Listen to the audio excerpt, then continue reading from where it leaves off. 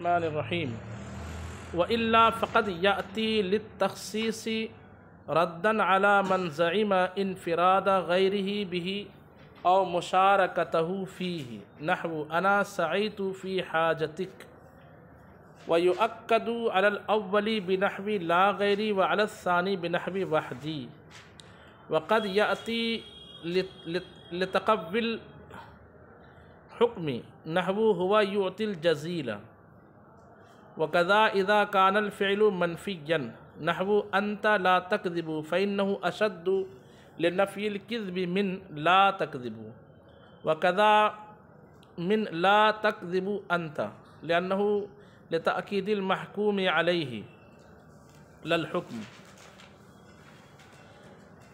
وإن بني على منكر أفاد تخصيص الجنس أو الواحد به نحو رجل جاءنی اے لا امرات او لا رجلان. پہلے یہاں تک دیکھ لیجئے.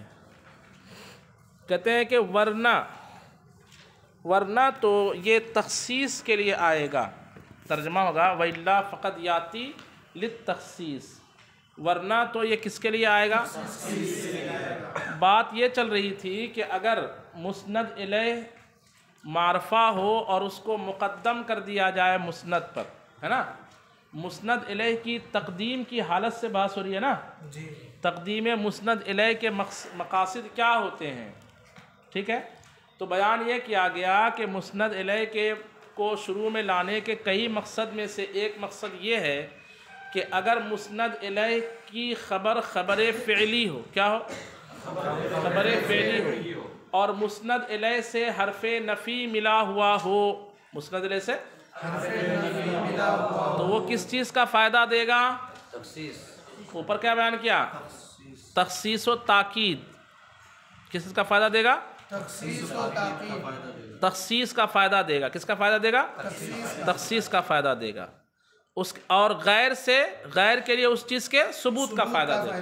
ٹھیک ہے، اسی حیثیت سے. اس کے بعد بیان کر رہے ہیں کہ اگر مسند الیہ کے بعد جو خبر ہے وہ خبر فعلی تو ہو لیکن منفی نہ ہو، یعنی حرف نفی اس میں موجود ہی نہ ہو، تو دو طریقے سے تخصیص کا بھی یہ صورت بھی، تقدیم مسند الیہ کی یہ صورت بھی دو طریقے سے تخصیص کا فائدہ دیتی ہے. کیا بول رہے ہیں؟ مسند الیہ کو معرفہ کی صورت میں مقدم رکھا جائے، اس سے حرف نفی ملا ہوا نہ ہو، لیکن خبر جو ہے وہ خبر کون سی ہو؟ خبر فعلی ہو، لیکن حرف نفی وہاں موجود نہ ہو. تو وہ کیا فائدہ دے گا؟ یہ تقدیم یہاں پہ مسند الیہ کو مقدم کرنا کس فائدے کے تحت ہوگا؟ تخصیص کا فائدہ دے گا. لیکن تخصیص دو طریقے کی تخصیص ہوگی. تخصیص کتنے طریقے سے ہوگی؟ دو طریقے سے. ایک تو یہ ہے کہ یہ کام اس نے نہیں کیا، میں نے کیا. یہ کام تو اس کام سے زید نے نہیں کیا، امر نے کیا، تو امر کو اس کام سے خاص کرنا ہوا. کس کے مقابل؟ زید نے نہیں کیا بلکہ اس کام کو کس نے کیا؟ امر سے خاص کیا اس کام کو. یہ کب ہوگا؟ جبکہ سامنے والا یہ سمجھے کہ اس کام کو کرنے والا اس مسند الیہ کے علاوہ کوئی اور غیر ہے، جس غیر نے اکیلے طور پر یہ کام کیا. اس میں زید نے وہ کام کیا ہی نہیں. ایک تخصیص یوں ہوگی. اور ایک تخصیص کیسے ہوگی کہ سامنے والے کو یہ تو لگ رہا ہے کہ اس کام کو زید نے کیا،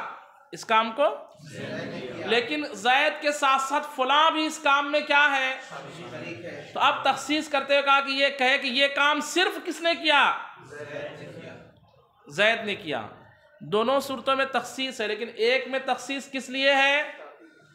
بولیے. اس کو نام انہوں نے دیا ہے کہ غیر سے انفراد کا جب کوئی خیال کرے، غیر کے منفرد ہونے کا جب کوئی کیا کرے، یعنی مسند الیہ کے علاوہ کوئی اور شخص نے یہ کام کیا ہے، اس کا جب سامع کو، مخاطب کو خیال گزرے تو اس کے خیال کو رد کرنے کے لیے، جناب یہ کام فلاں نے نہیں کیا بلکہ میں نے کیا یا زید نے کیا. اور یا تخصیص کی یہ صورت ہے کہ مخاطب کو یہ تو لگے کہ یہ کام زید ہی نے کیا ہے، یہ کام زید نے کیا ہے، لیکن زید کے ساتھ ساتھ دوسرا اور بھی ہے جو زید کے ساتھ اس کام کرنے میں کیا تھا، شامل تھا۔ تو مشارکت کے زعم کو، مشارکت کے خیال کو رد کرنے کے لیے بھی مسند الیہ کو کیا کیا جاتا ہے، مقدم کیا جاتا ہے اس صورت میں جبکہ بعد میں خبر فعلی ہو اور وہ مثبت ہو، منفی۔ اس کی مثال یہاں کیا دی ہے، اس کی مثال دی ہے انا سعیت فی حاجتک، کیا مثال دی گئی ہے؟ یہاں یوں بول دینا کافی تھا کہ جناب میں نے آپ کی حاجت پوری کرنے میں کوشش کی، میں نے آپ کی حاجت پوری کرنے کی کوشش کی، تو صرف اتنا کہہ دینا کافی تھا، سعیت فی حاجتک، کیا کہہ دینا کافی تھا، لیکن کیا کہا گیا، انا سعیت۔ دیکھیے انا مسند الیہ ہے، معرفہ ہے، مقدم کیا گیا کس پر، خبر فعلی پر، اور وہ خبر فعلی منفی ہے کیا، کہیں بھی حرف نفی نظر نہیں آ رہا، مثبت ہے، پورا جملہ مثبت ہے نا۔ تو یہاں پر تخصیص کا فائدہ، یہ عبارت جو ہے انا سعیت فی حاجتک کا دو معنی نکلے گا۔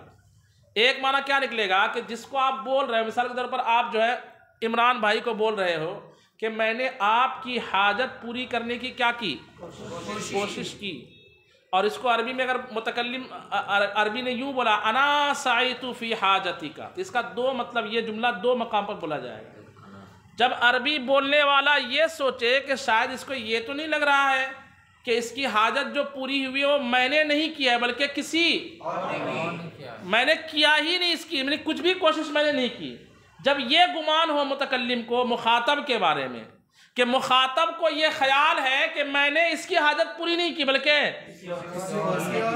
تو اب تخصیص کرے گا انا سعیت فی حاجتک، تو معنی کیا بنے گا، جناب وہ آپ جو دوسرے کا سوچ رہے ہیں نا کہ کسی اور نے آپ کی حاجت پوری ہوئی، ویسا نہیں ہے بلکہ میں نے ہی آپ کی حاجت پوری کی۔ اور اسی جملے کا ایک دوسرا معنی یہ نکلے گا کہ متکلم یہ سوچ کر کے یہ جملہ بولے گا ایسے مقام پر کہ جہاں متکلم کو لگ رہا ہے کہ سامنے والے کو شاید یہ خیال ہے کہ اگرچہ میں نے بھی اس کی حاجت پوری کی لیکن کچھ پیسے دوسرے کے بھی اس میں کیا ہے، 1,00,000 کی ضرورت تھی، اس کی حاجت پوری ہو گئی، اس کو لگ رہا ہوگا کہ سامنے والے نے صرف پیسہ نہیں دیا ہوگا بلکہ اس کے باپ نے بھی تھوڑا دیا ہوگا یا اس کے بھتیجے نے بھی تھوڑا دیا ہوگا، تو اس کام میں مسند الیہ کے علاوہ کو وہ شریک ہونے کا خیال کر رہا ہے، مشارکت کا کیا کر رہا ہے، تو اس کو رد کرنے کے لیے بولے گا انا سعیت فی حاجتک، صرف میں نے ہی اکیلا، بات سمجھ میں آ رہی ہے، تیری مدد کی، انا سعیت فی حاجتک۔ اچھا پہلی صورت میں اگر تاکید لانا چاہتا ہے، کس صورت میں، پہلی صورت کون سی، خبر فعلی ہو، مخاطب یہ سمجھ رہا ہو کہ اس کام کو کرنے والا مسند الیہ کا غیر کوئی اور منفرد شخص ہے، اکیلا شخص ہے، اس صورت میں تاکید لانے کے لیے بولنا پڑے گا لا غیری، کیا بولنا پڑے گا، لا غیری، اور دوسری صورت میں تاکید پیدا کرنا ہے تو بولنا پڑے گا وحدی، کیا بولنا پڑے گا، وحدی، ہاں شرکت کا اس کے دماغ میں خیال ہو تو، سمجھ گئے بات کو، ترجمہ دیکھیے وَإِلَّا فَقَدْ يَأْتِي لِلتَّخْصِيص، ورنہ تو یعنی جب فعل خبر مسند الیہ کی خبر جو ہے خبر فعلی ہو اور حرف نفی موجود نہ ہو، ورنہ کہ یہ منع یاتی للتخصیص، تخصیص کے لیے تو آئے گا لیکن کیسے آئے گا، ردن علی من زعم، رد کرنے کے لیے اس شخص پر جس نے یہ خیال کیا ہو، کس چیز کا خیال، انفراد غیرہ بہی، اس کام سے، بہی میں ترجمہ میں کر رہا ہوں، اس کام سے مسند الیہ کے غیر کے منفرد ہونے کا، کہ اس کام سے مسند الیہ منفرد نہیں ہے اس کام میں بلکہ مسند الیہ کا کوئی غیر ہے جس نے اس کام کو کیا کیا ہے، انجام دیا ہے، اس خیال کو رد کرنے کے لیے اس صورت میں تخصیص آتی ہے کہ مسند الیہ کو مقدم کیا جائے اور خبر بطور مثبت واقع ہو، خبر کیسے واقع ہو، او مشارکتہ فیہ، یا اس کام میں مسند الیہ کی مشارکت کے خیال کو رد کرنے کے لیے، یعنی سامنے والے نے یہ خیال کیا کہ اس کام کو کرنے میں صرف مسند الیہ اکیلا نہیں ہے بلکہ اس کے ساتھ کوئی اور شامل ہے، تو اس کو رد کرنے کے لیے جب عربی کہے انا سعیت فی حاجتک تو معنی صرف بنے گا کہ صرف میں نے ہی آپ کی مدد کی ہے، کسی اور نے مدد نہیں کی ہے۔ نحو جیسے انا سعیت فی حاجتک، میں نے آپ کی حاجت پوری کرنے کی کوشش کی۔ کہتے وَيُؤَكَّدُ عَلَى الْأَوَّلِ بِنَحْوِ لَا غَيْرِی، پہلی والی صورت کی تاکید کس سے بیان کی جائے گی؟ لا غیری جیسے الفاظ سے۔ کس الفاظ سے؟ وَعَلَى الثَّانِي بِنَحْوِ وَحْدِی، اور دوسری صورت میں تاکید کیسے بیان کی جائے گی؟ کلیئر ہوا کہ نہیں ہوا؟ آگے چلیے۔ یہ تو ہوا کہ مسند الیہ کے بعد جو خبر فعلی ہے اس میں حرف نفی بالکل نہ ہو۔ دوسری یہی صورت، یعنی یہی صورت کہ مسند الیہ کے بعد خبر فعلی ہو اور اس میں حرف نفی، اس کے باوجود مسند الیہ کو کیا کیا گیا وہاں پہ؟ تو مقدم کرنے کی ایک دوسری وجہ کیا ہوتی ہے؟ تو کہا دوسری وجہ ہوتی ہے حکم کو مؤکد کرنا مقصود ہوتا ہے، مضبوطی دینا مقصود ہوتا ہے۔ یعنی مسند الیہ کی طرف جس حکم کی اسناد ہوتی ہے نا، اس اسناد میں کیا مقصود ہوتا ہے؟ تقویت پہنچانا مقصود ہوتا ہے۔ کیا مقصود ہوتا ہے؟ جیسے مثال ہے ہوا یعطی الجزیل، ہوا یوں بھی کہا جا سکتا تھا یعطی الجزیل، وہ عطیہ دیتا ہے، وہ عطیہ دیتا ہے، لیکن کیا کہا گیا؟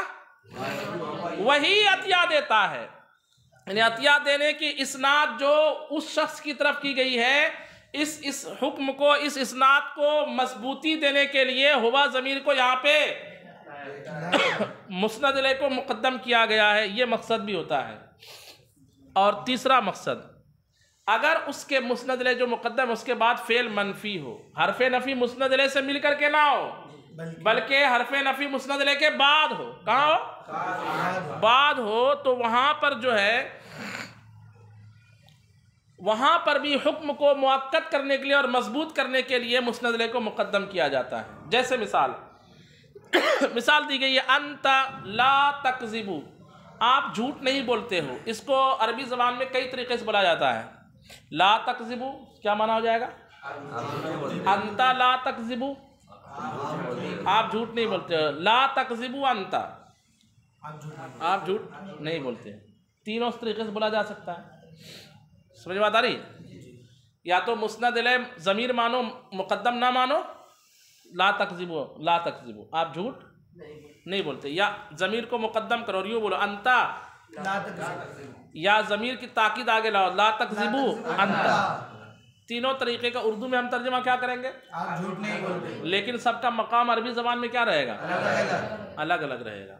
اس کو فتاوی رضویہ شریف میں اعلیٰ حضرت نے ایک جگہ لکھا ہے کہ علم معانی میں جو باتیں بیان کی جاتی ہے مسند الیہ کی تقدیم و تاخیر وغیرہ کے حوالے سے، یہ باریکیاں غیر عربی کم سمجھے گا، غیر عربی جیسے عربی کو عربی آدمی ہو، کون آدمی ہو تو وہ کہے کہ ما یقال خذ فی الاردیہ، اردو زبان میں خذ کا کیا ترجمہ ہوتا ہے؟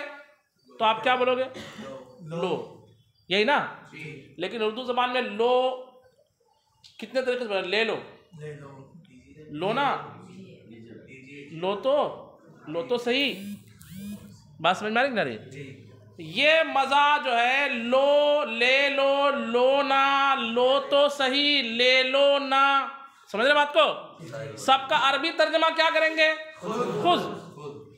لیکن یہ جو اس کے اندر کمال ہے اور رنگ برنگے مفہوم ہے، یہ اردو والا ہی سمجھے گا۔ کون سمجھے گا؟ بات سمجھ میں آ رہی ہے اب؟ اسی طریقے سے یہ جو حکمتیں ہیں یہ یا تو عربی سمجھے گا یا عربی زبان میں خوب جو مہارت حاصل کرتا چلا جائے گا دھیرے دھیرے کر کے، نہیں تو ابھی تو لگے گا کہ کیا مولانا صاحب آتے ہیں، تقدیم کا یہ فائدہ تاکید کرتا ہے تو تقویت دیتا ہے تو استلزاز ہوتا ہے کہ نہیں، تبرک ہوتا ہے تو فلانا ڈھمکانا، کیا ہے یہ سب باتیں؟ ایسے لگتا ہوگا آپ کو، حالانکہ اس سے عقیدے کا بھی ثبوت ہوتا ہے۔ کس کا؟ مثال کے طور پر اوپر ہم نے کیا قاعدہ پڑھا کہ مسند الیہ کو اگر مقدم کیا جائے اور اس سے حرف نفی ملا ہوا ہو، اوپر جو پڑھے ملا ہوا، کل جو پڑھے ملا ہوا ہو، اور اس کے بعد خبر کیا ہو؟ خبر فعلی ہو، تو جس چیز کی نفی مسند الیہ سے ہوگی اس کے غیر کے لیے اس چیز کا ثبوت اور جس چیز کا اس بات یہاں مسند علیہ کے لیے ہوگی اس چیز کی نفی غیر سے اسی حیثیت سے ہوگی، ہے نا؟ اس کی ایک مثال دی گئی ہے شرح وغیرہ میں، یہاں اس حاشیے میں دی گئی ہو، وہ کیا ہے؟ قرآن پاک میں اللہ تبارک و تعالیٰ ہی کو قیامت کا علم ہے، اور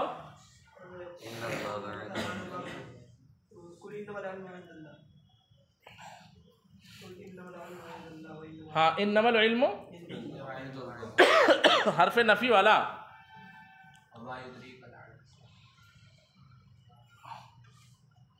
وہ مثال ہے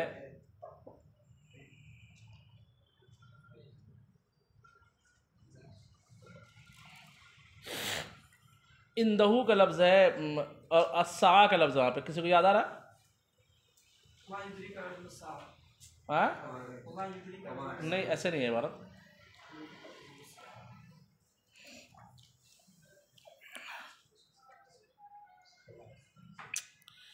یا اللہ میں وہ آیت ابھی یاد نہیں آ رہا۔ اس میں کیا ہے کہ اللہ تبارک و تعالیٰ کے لیے علم غیب کا اثبات اور غیر سے اس کی نفی ہے، اور مسند علیہ کو مقدم کیا گیا ہے۔ کیا کیا گیا ہے؟ یعنی غیر سے، سمجھیے، غیر سے علم غیب کی، غیر اللہ سے علم غیب کی نفی کی گئی ہے۔ کیا کی گئی ہے؟ علم غیب کی نفی کی گئی۔ ویسے ہی مسند علیہ مقدم ہے، اس سے حرف نفی لگا ہوا، اور اس کے بعد فعل کیا ہے؟ خبر فعلی ہے۔ غیر اللہ سے علم غیب کی نفی کی گئی ہے، تو اللہ کے لیے وہ علم کیا ہوگا؟ ثابت ہوگا، یہ ہوگا نا بھائی؟ غیر اللہ کے لیے نفی کی گئی تو اللہ کے لیے وہاں پہ مسند علیہ غیر اللہ ہے۔ مسند علیہ کون ہے؟ جیسے زید سے نفی کی جائے تو زید کے علاوہ کے لیے وہ چیز ثابت ہے، ثابت ہے نا؟ اور جس حیثیت سے نفی اسی حیثیت سے جتنا عموم نفی میں اتنا ہی عموم ثبوت میں ہوگا، یہ کل پڑھے نا ہم نے۔ تو نفی کی گئی ہے غیر اللہ سے علم کی، تو اس کو بد مذہب لوگ کیا بولتے؟ دیکھو یہاں تو کہا گیا نا کہ غیر اللہ کو علم نہیں ہے، علم نہیں ہے، علم نہیں ہے، مطلب علم کس کو ہے؟ اللہ ہی کو علم ہے۔ ہم کہتے ہیں برابر صحیح ہے، اللہ ہی کو علم ہے، لیکن جس علم غیب کی نفی بندے سے جس حیثیت سے کی گئی ہے اسی حیثیت سے اللہ کے لیے اس بات کرو گے نا۔ تو اب ہم پوچھتے ہیں کہ بندے سے علم غیب کی نفی ذاتی علم غیب کی نفی کی گئی ہے یا عطائی ذاتی، دونوں مکس کی؟ تو آپ کہو گے کہ اگر ذاتی علم کی نفی کرو گے تو اللہ کے لیے کون سا علم ماننا پڑے گا؟ یعنی یہاں سے نفی کرو گے تو اللہ کے لیے کون سا علم ماننا پڑے گا؟ کیونکہ وہ غیر مسند ہے۔ اور اگر یہاں سے عطائی کی نفی کرو گے تو اللہ کے لیے کیا ماننا پڑے گا؟ عطائی علم ماننا پڑے گا۔ اور ذاتی کی نفی کرو گے تو اللہ کے لیے کیا ماننا پڑے گا؟ تو ہمت ہے تو کہو کہ یہاں پر عطائی علم مراد ہے۔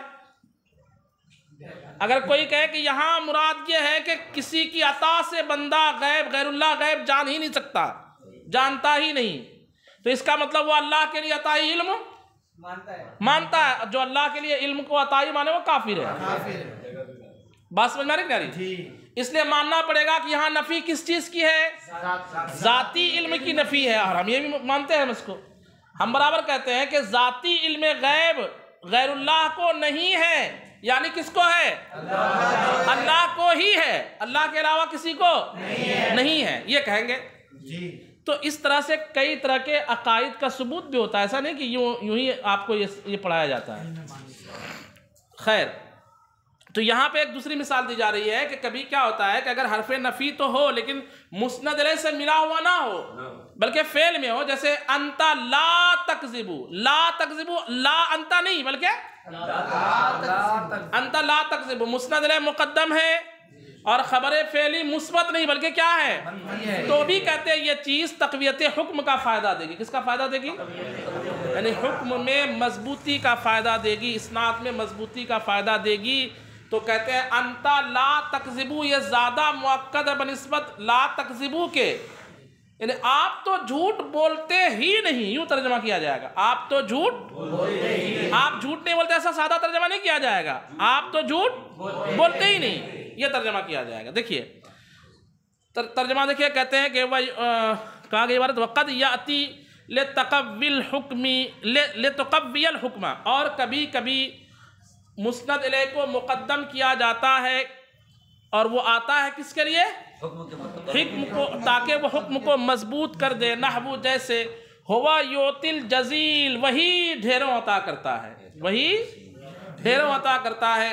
وقضا اذا کان الفعل منفیا، ایسے ہی جب فعل کیا ہو، یعنی فعل خبری منفی ہو، نحو انت لا تکذب، انت فانه اشد لنفی الکذب من لا تکذب، وقضا من لا تکذب انت، تو بے شک یہ والی مثال یعنی انت لا تکذب، یہ کذب کی نفی میں شدت پیدا کر رہی ہے، زیادہ شدت پیدا کر رہی ہے بنسبت کس کے، لا تکذبو کے اور لا تکذبو انتا کے، لأنہ لتاکید المحکوم علیہ، اس لیے کہ لا تکذبو انتا محکوم علیہ میں تاکید ہے، حکم میں تاکید، محکوم علیہ دو بار ہے نا، اب ایک لا تکذب انتا ضمیر اور ایک انتا ظاہر، تو یہاں تاکید دوسری مثال میں لا تکذب انتا میں تاکید حکم میں نہیں ہے بلکہ کس میں ہے، محکوم علیہ میں ہے، لل حکم، حکم میں نہیں۔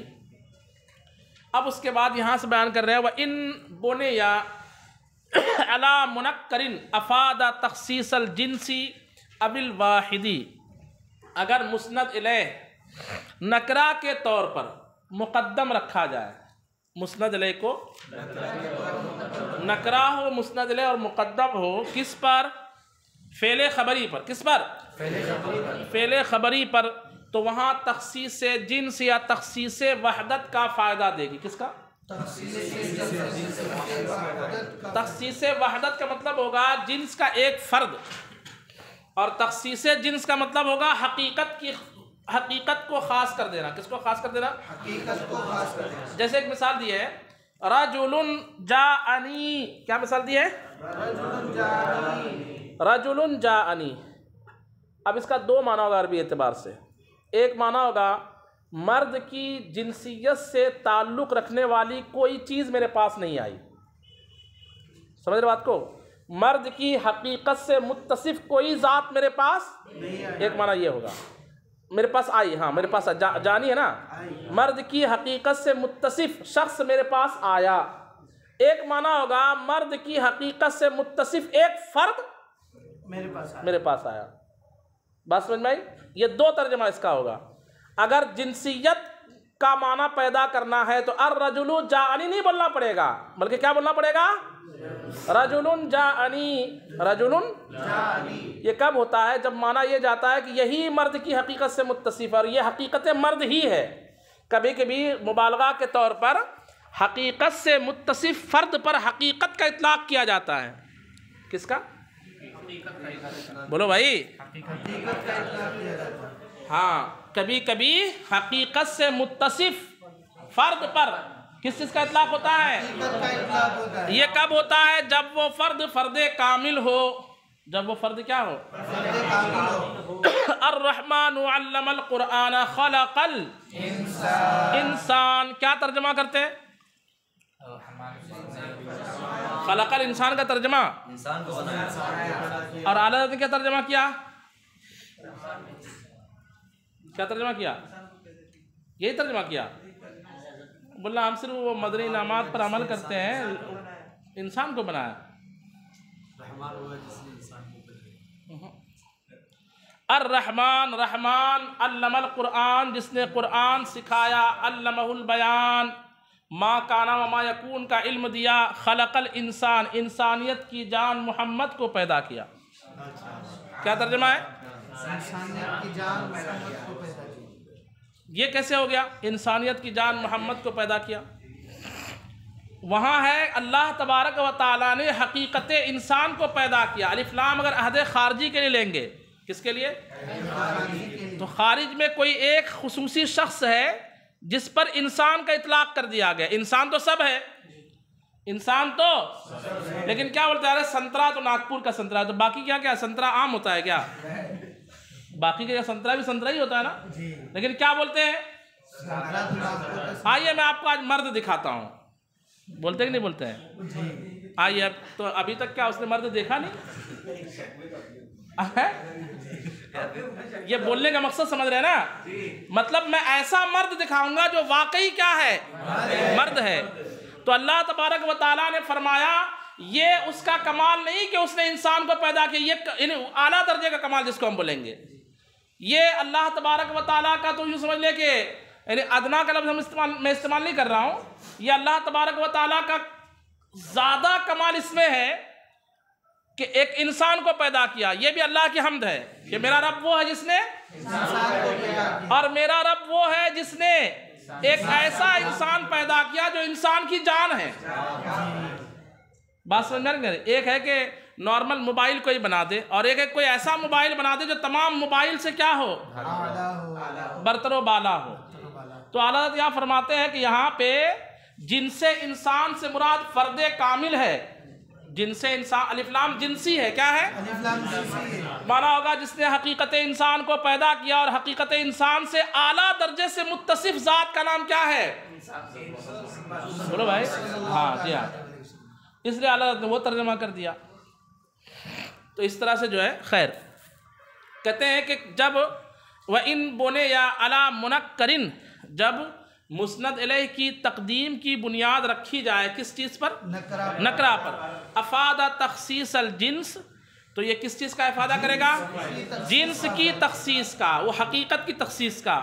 اب الواحدی بہی، یا ایک فرد کا جنس سے، بہی میں حاضر کا مرجع تخصیص، ہاں نہیں، واحدہ بھی جنس سے، ایک فرد کی تخصیص کا، جنس سے ایک فرد کی، نحو رجل جاءنی، جنس مرد سے متصف ایک ہی شخص میرے پاس آیا، یا تو یہ ترجمہ ہوگا، یا معنی ہوگا کہ حقیقت انسان کی تشریف آوری میرے پاس ہوئی، اور ظاہر سی بات ہے حقیقت انسان آنے والی چیز نہیں ہے، تو مراد ہوگا وہ شخص آیا جس میں حقیقت انسانی بدرجہ اتم پائی جاتی ہے۔ بات سمجھ میں آ رہی ہے؟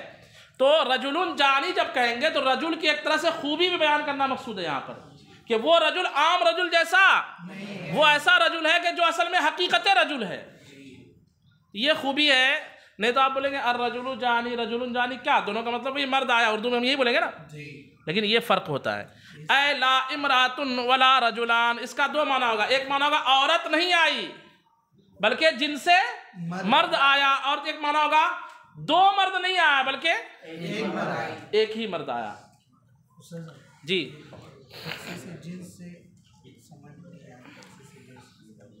جنس خاص کر جب ہم کہتے ہیں رجل جانی، اس کا مطلب ہوتا ہے امرات ما جاتنی، جن سے مرد آیا، جن سے عورت، لیکن جن سے مرد آتا نہیں نا عام طور پر، جنس تو ایک حقیقت ہے، تو مراد ہوگا کہ جن سے مرد سے متصف وہ شخص آیا جس کے بارے میں یہ کہنا مناسب ہے کہ حقیقت میں یہی مرد ہے۔ بس سمجھ میں آ رہی ہے؟ اور واحد سے مراد ایک مرد آیا، رجل جانی، جن سے مرد سے متصف ایک مرد آیا، دو مرد نہیں آیا، جب نکرہ کے طور پر لایا جائے اس کو، اس کا مطلب یہ نکلے گا کہ نکرہ جو ہے جنسیت کی تخصیص پر بھی دلالت کرے گا، اور فرد کا جنس سے خصوصیت پر بھی کیا کرے گا؟ دلالت کرے گا۔ ووافقہ السکاکی سے ایک اختلافی بحث